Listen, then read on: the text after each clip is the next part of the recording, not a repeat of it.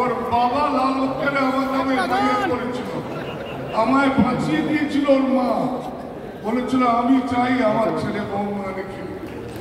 আমার জীবনে ভাইয়ার হয়নি, কিন্তু দেখো ওর আজকে অনেক কাজ থাকা সত্ত্বেও সবাই এত ভালোবাসে, মন্ত্রী থেকে সবাই মন্ত্রী হতে পারে, ভালোবাসার শেষ নেই। যাই হোক,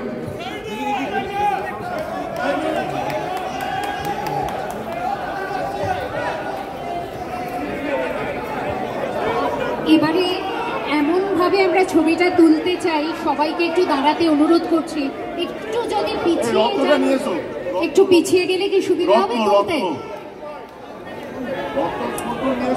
একটু পিছিয়ে যান সকলে, আর একটু লম্বা একটা লাইনের মতো করে দাঁড়ালে ছবিটা তোলা যাচ্ছে, নয়তো আপনারা দেখতে পাচ্ছেন তো, ব্যাস তাহলেই হলো। আর আমরাও একটু ছবিটা ঠিক মতো তুলতে চাই। এবারে কিন্তু আমাদের মধ্যে অভিষেক ডালমিয়া আছেন, একটু মঞ্চে চলে আসুন প্লিজ।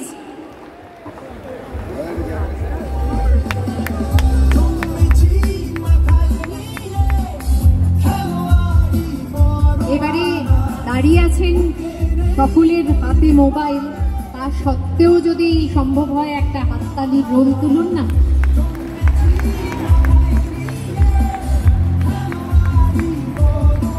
এবারে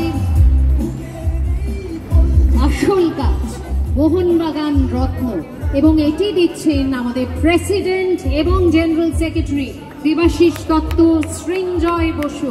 সৃঞ্জয় এই মুহূর্তটির কথা একদম শুরুতেই বলেছে, মাইক্রোফোন। আজকে আমার দিন, কেউ কথা বলবে না।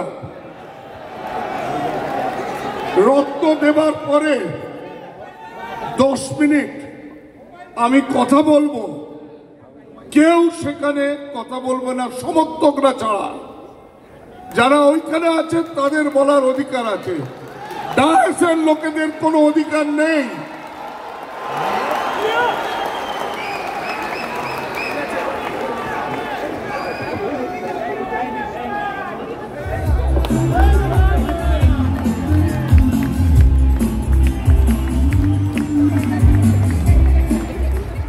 এবারে যেন ডায়াস থেকে কথা না বলে।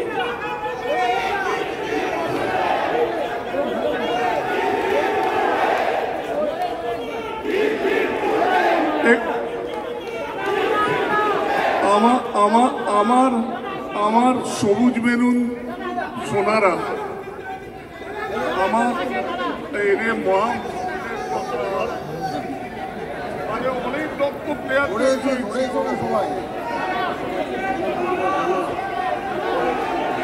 এবারে বলতে দে। আচ্ছা তোরাও একটু শোন ভাই, যখন শুনলাম যে আমাকে রত্ন দিচ্ছে, বুঝলি, একটু বলতে দে। আমি খুব তোদের মতন জমাটি লোক, আমি জমিয়ে দেবো, বলতে দে। আমাকে যখন বলল যে আমি নাকি রত্ন পাচ্ছি, সাংবাদিকরা আমাকে প্রশ্ন করছে, পরের পর প্রশ্ন করছে যে আপনার কিরম লাগছে। আমি তো ভাই তোমাদের বলবো না, আমি যাদের জন্য রত্ন পেয়েছি তাদেরকে আমি স্টেডিয়ামে গিয়ে বলবো। এবার শুনবে আমার কিরম লাগছে রত্নটা পেয়ে। ছোটবেলায় আমি শুনতাম কেউ ফার্স্ট হলে একটু ঘ্যাম ঘ্যাম দেখালে তাদের ছেলে, ক্লাসের ছেলেরা বলতে, কিরে সারা তুই কি হাতে চাঁদ পেয়েছিস? সেই যে ছোটবেলায় শুনেছিলাম চাঁদ পাওয়ার গপ্প, ভাই বিশ্বাস করবে এটা আমি হাতে পেয়ে মনে করছি আমি চাঁদ পেয়েছি।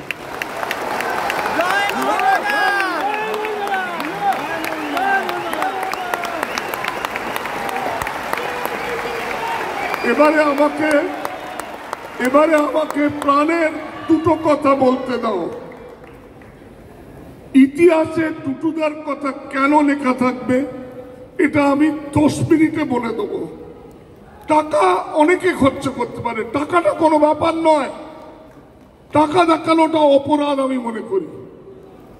এখানে যারা সভ্য আছেন, যাদের ভেতর যদি এই 50-60 বছর বয়স্ক সভ্যরা থাকেন, তারা হয়তো জানেন যে মোহনবাগান সভ্যদের ভোটাধিকার ছিল না, তারা ভোট দিতে পারত না। তাদের ব্যালট পেপার পোস্টাল ব্যালটে চলে যেত পোস্ট অফিসে, আর যে পাড়ার পোস্ট অফিস সে পাড়ার দাদারা সেটা তুলে নিত, নিয়ে বিক্রি করে দিত। এই ছিল মোহনবাগান ক্লাবের অবস্থা। আমি যখন জিএস হলাম ধীরেন্দা মারা যাওয়ার পরে, আমি তখন আশ্চর্য হয়ে গেলাম যে একটা ক্লাবের মেম্বারদের ভোটের অধিকার নেই। তখন আমি আর রঞ্জন ডিসাইড করলাম যে আমরা কোর্টে গিয়ে এটা চ্যালেঞ্জ করব। কোর্টে যখন চ্যালেঞ্জ করলাম, আমাদের বিরুদ্ধে তখন, এমন নাম করব না, মারা গেছেন একজন এমন ক্ষমতাবান জজ ছিলেন যে কোনো উকিল আমাদের হয়ে দাঁড়ালো না। ভগবানের আশীর্বাদে আমি কলকাতা হাইকোর্টের অ্যাডভোকেট হয়েছি। আমি কালো কোট পরে চিফ জাস্টিসের ঘরে গিয়ে দাঁড়াতে আমায় চিফ জাস্টিস জিজ্ঞেস করলেন, আপনি কেন এসেছেন 10টার সময় সকালে?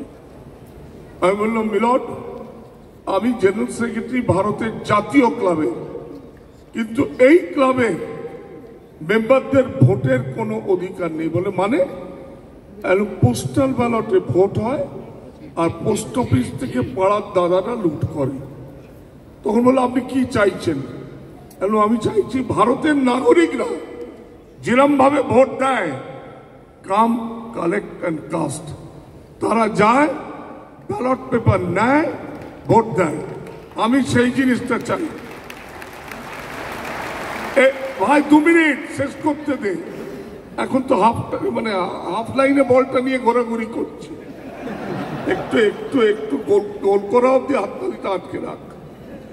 তখন উনি আমায় বলছেন, তখন আদার সাইড থেকে বলছে, মেম্বারদের তো ফটো নেই কার্ডে। তখন আমি বললাম, মিলর্ড, আমায় 3 মাস সময় দিন, আমি এই 8,000 মেম্বারের কার্ডের ছবি নিয়ে আপনার কাছে জমা দেব। ভগবানের কি আশীর্বাদ, তখন আমি অটোমোবাইল অ্যাসোসিয়েশনে 5 বছর জেনারেল সেক্রেটারি, আর আমার প্রেসিডেন্ট কল্যাণ ভদ্র। আর আপনারা জানেন যে ড্রাইভিং লাইসেন্সের ছবি তুলে রাখতে হয়। আমাকে কল্যাণদা বললো, আমি তো আমার সিস্টেমটা তোমায় পুরো দিয়ে দিচ্ছি, মোহনবাগান মাঠে তুমি এটা বসিয়ে দাও, আর 2 মাসের ভেতরে আমি সমস্ত কার্ডের ছবি দিয়ে দেবো। সেটা হলো, আমি জমা দিয়ে দিলাম এই ছবিগুলো চিফ জাস্টিসের ঘরে। দিয়ে আমি প্রার্থনা করলাম যে মিলর্ড, এই ইলেকশনটা যেন হাইকোর্টের দ্বারা পরিচালিত হয় এবং হাইকোর্টের অঙ্গনে হয়। আপনারা বিশ্বাস করবেন, সে ঐতিহাসিক ইলেকশনটা হাইকোর্ট দ্বারা পরিচালিত হয়েছিল এবং হাইকোর্টের অঙ্গনেই হয়েছিল।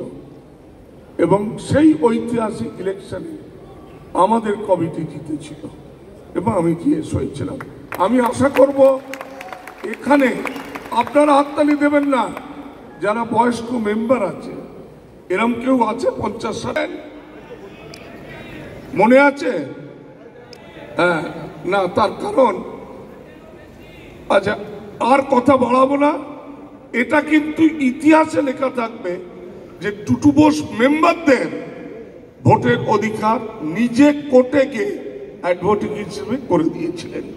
এটা কেউ বুঝতে পারবে না। আপনি তো জানেন, ক্লাব হচ্ছে রাজনীতির আখড়া। আখড়া জানেন রাজনীতির?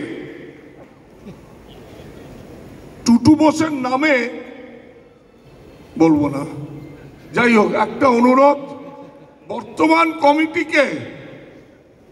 আমি খেতে ভালোবাসি, আমার চেহারা থেকে বুঝতে পারছেন। ক্যান্টিনটা 30 লাখ টাকা দিয়ে আমি করে দিয়েছিলাম, ওই ক্যান্টিনে কেউ বসতো না। সেই ক্যান্টিন কাজুর স্টু পাউরুটি আমি আর সুব্রত মুখার্জি, মারা গেছে আমার অত্যন্ত বন্ধু, দুজনে স্টু পাউরুটি খেয়ে উদ্বোধন করেছিলাম। ক্যান্টিনটা আমি মরে গেলে দয়া করে টুটু বোসের নামে করে দেবেন, সেটা আবার অন্য কারোর নামে করে দেবেন না, যাতে টুটু বোসের নামটা মুছে দেওয়া যায়। মুছতে পারা যাবে না। আচ্ছা, এবার চলে আসুন যাদের জন্য আজ টুটু বোস ওই যে হাততালি দিচ্ছে। আমি তো প্যান্ট কোট বিদেশে পড়ি, এখানে তো আমি পাজামা পাঞ্জাবি পরে তোদের সঙ্গে মিশে যাই। আমি সমর্থকদের জন্য মিশতে জানি। সেই সমর্থকদের একটা কাজ করে দিয়েছিলাম, জিএস হয়ে মোহনবাগান ক্লাবের আইন ছিল বিদেশি প্লেয়ার খেলাতে পারবে না। আমি সেই কাগজ আইনটা ছিঁড়ে ফেলে অঞ্জনকে বললাম, জেলে গেলে জেলে যাব, কিন্তু আমি বিদেশি প্লেয়ার নেব। এবং আমি সীমাকে তুললাম। এক মিনিট, একটা হাসির কথা বলি। সীমাকে যখন তুলতে গেলাম, সীমা বিয়ে করেছে ক্যাথি বলে একজন কলকাতার মেয়েকে। সীমা বললে, দেখো আমি নাইজেরিয়া, নির্মিত আস্তে আস্তে বললো, তুমি একটু ক্যাথির সঙ্গে টাকা কড়ির কথাটা বলো। এবং ক্যাথি তখন রান্নাঘরে রান্না করছে, আমি রান্নাঘরে গিয়ে বসে গেলাম। সীমা দাঁড়িয়ে রইল, ক্যাথির সঙ্গে টাকা কড়ির কথা হলো। মধ্যিখানে সীমা উঠে গেল, ওর ছেলেটাকে আবার কোলে বসিয়ে গেল। এই রে, কথা শেষ হবার ভেতরে তিনি, সীমার ছেলে তো এত হিসি করে দিল, পুরো ভিজে গেল। আমি বাড়ি গিয়ে বৌদিকে, আজকে যাদের দুজনকে আমার পাশে মিস করছি, একজন হচ্ছে অঞ্জন মিত্র, একজন হচ্ছে আমার স্ত্রী। অনেক সাফার করেছি মোহনবাগান ক্লাব করার জন্য, আমি সময় দিতে পারিনি। আমায় বললে, কি গো তুমি পাঞ্জাবি পাজামা পরে সেজে গুজে বেরিয়ে পড়লে, এখন ফিরে এসে বলছো পাঞ্জাবি পাজামা দাও, চান করবো। আর বলো না, চিবার ছেলে এত ইস্যু করে দিয়েছে। বলে, বেশ হয়েছে, তুমি টুম্পাই টুপলাই যদি তোমার কোলে বসতো, তুমি কোলে বসতে দিতে না নিজের ছেলেদের, পাছে হিসু করবে। এখন এই হিসু করেছে তো ভগবান তোমায় বেশ করেছে। লাস্টে একটু হাসির কথা দিতে হয়, বাঙালি তো খাবার শেষ পাতে মিষ্টি দেয়। এবারে তালি বাজাতে পারেন, এবারে তালি বাজাতে পারেন আপনারা। জয় মোহনবাগান।